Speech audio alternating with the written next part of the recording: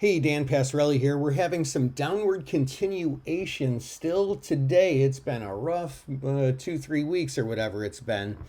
And really, to be fair, a rough everything from the beginning of the year.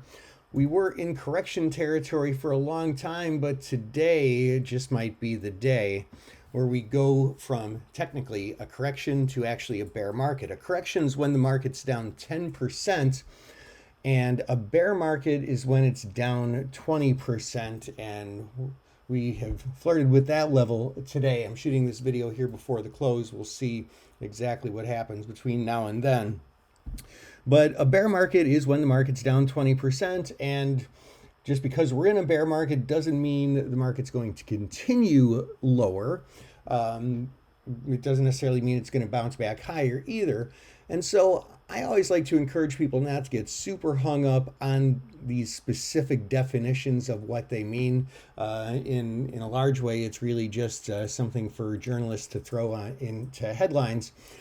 But the market's significantly lower than it was right around the first of the year. So what do? Well, look, the market tends to go up about 10% a year since they started keeping records of this sort of thing.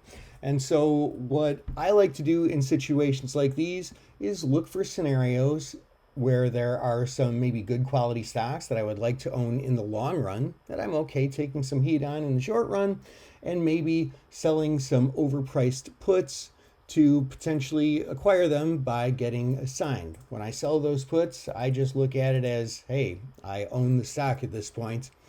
And I'll even sometimes go as far as selling at the money or even slightly in the money puts in order to do that, just in case the market does rebound. I can still make a fair amount on Delta as well as Vega as well as time decay on those puts. So those are just some thoughts for what the market's doing right now. I hope that's helpful. This is Dan Passarelli, Trade Smart.